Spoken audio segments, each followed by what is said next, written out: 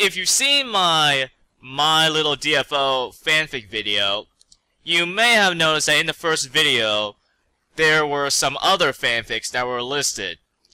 Now, I'm just gonna say, those were actually real. And, for a birthday video for one of my friends, I'm going to be reading the one with Death Note and Tetris.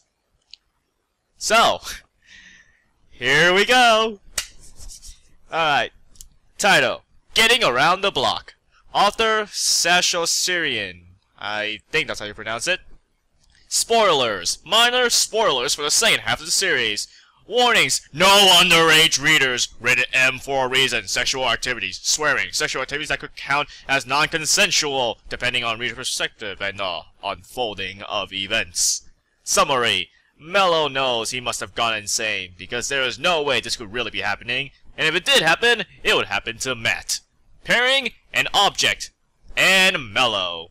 Mello couldn't remember how he'd gotten to where he was, and that was a bad, bad sign. As were his surroundings. What he saw around him was completely and totally insane.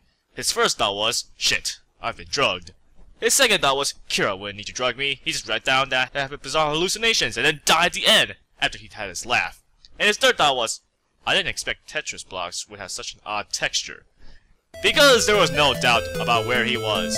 He was inside a Tetris game, stretched out on a series of shaped blocks that were soft, firm, and oddly slippery all at once, like a chainsaw. Each Tetris block was roughly the size of a person. Mello was watching another Tetris block descend in jerky motions, twisting above him as it constantly repositioned itself, glowing a soft blue. It was obviously not some sort of prop descending on wires.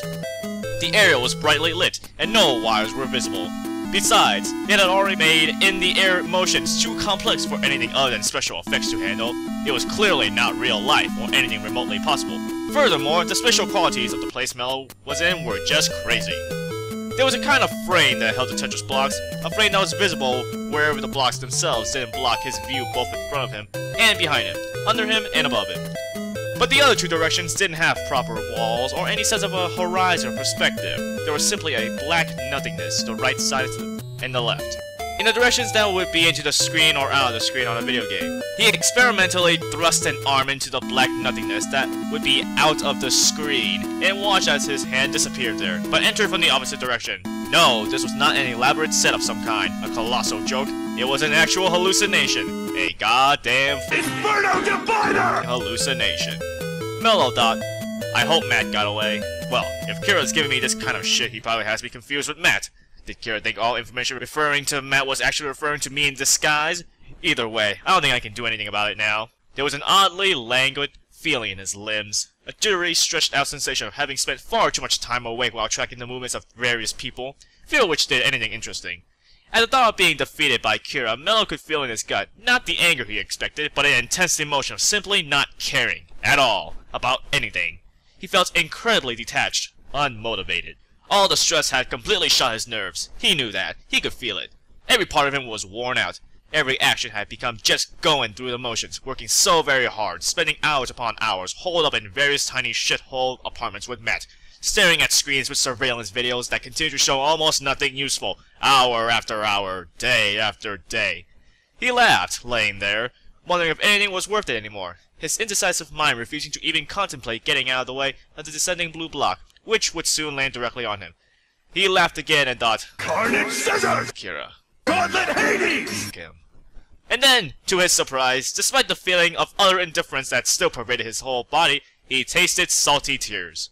He ran his tongue around his lips and savored the taste carefully, as if he were investigating a new kind of gourmet chocolate bar. There's a joke in there somewhere. Just then, the blue Tetris block landed on him, squirming on top of him, trying to dislodge him from the cozy hollow he was draped into between an orange block and a purple block. Mello kicked viciously at it and said, Hellspike! You, man, I like this place. Let me die in peace, you— Dead Spike! Gauntlet Hades! As if the block had understood but disapproved. It only became much more vigorous in its efforts, grinding against Mello in the most annoying way. He kicked again with both legs at once, and abruptly realized his boots were now missing as his bare feet connected with the softly glowing, strangely slippery blue block. A split second later, he realized that it wasn't just his boots. All his clothing had somehow dissolved or poofed out of existence, and that block grinding against him was beginning to feel really good. Warm tingles gathering in his crotch area as his breathing sped up. Some part of his mind wondered what was really happening, whether Kira or someone employed by Kira was doing this to him, or if it was purely the hallucination. But then he realized he just didn't care. He did not care. He just wanted to get off, to relieve the stress, to have something that was mindless pleasure for once and to not think about it. He grabbed the block in both hands and tried to rub against it, enjoying the slick friction, feeling himself hardening, developing a throbbing knee between his legs, arching up into the block. But the block was unruly. It struggled, slipping out of his grasp and trying to shove him out of his nuke by sheer force. It knocked Mello off balance, and before he could regain it, the blue block roughly shoved him forward against the orange block. His legs caught in the gap between the blocks and his ass in the air. The blue block forced him down, rubbing against his back and his butt in the backside of his legs. Somehow it was even better this way. The orange block that was underneath and in front of him had that same delectable texture for him to rut himself against, aka a chainsaw. And at the same time, the blue block was invading him from behind as it attempted to ooze into every gap and crack to fill it up.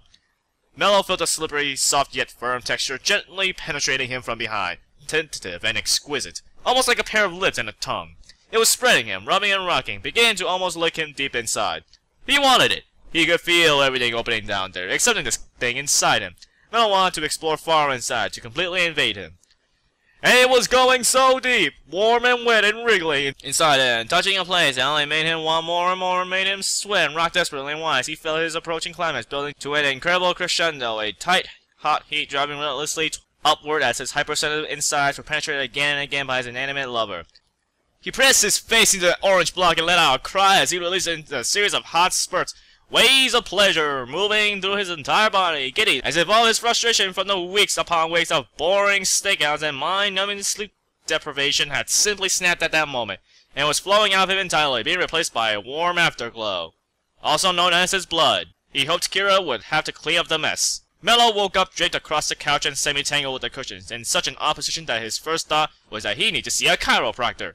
His second thought was realization that his finger was stuck in his ass. His rapidly softening dick was sticky and dislodged between the two cushions, and his clothing was mostly off and almost hopelessly tangled around his elbows and knees. Matt was standing next to the couch with an expression halfway between amused and alarmed. Mello breathed slowly through his gritted teeth, trying not to inhale the sweaty strands of his long hair that were stuck to the skin all around his mouth. Matt said around the cigarette, "I heard it all. You were narrating the whole thing in your sleep, just mumbling and mumbling a running commentary, non-stop. Mello, you let a Tetris block Carnage Scissors! You. That's so surreal. I almost envy you." Matt plucked the cigarette from his mouth and flicked ashes from the end, saying, "Dude, this sounds so much like something that would happen to me, not you." Mello sat up and tried to collect himself with as much dignity as he could, which was almost nothing considering the circumstances. His neck had a terrible crick in it, and he could barely untangle his clothing without falling over. He was torn between launching into a marathon swearing session or simply marching silently into the bathrooms, cleaning up, and when he came out letting it be known that the subject would never be mentioned again. Matt grinned and said, "Well, I've been in a threesome with Birdo and Pyramid Head. I've also had Samus somehow magically impregnating me with chocobo babies while Solid Snake holds me down and shits on my chest." Suddenly, Mello didn't feel at all ashamed. Now, I should just say, I had no idea what I was going into besides Mello and some Tetris blocks. This is my first time reading it all, and I must say, what the actual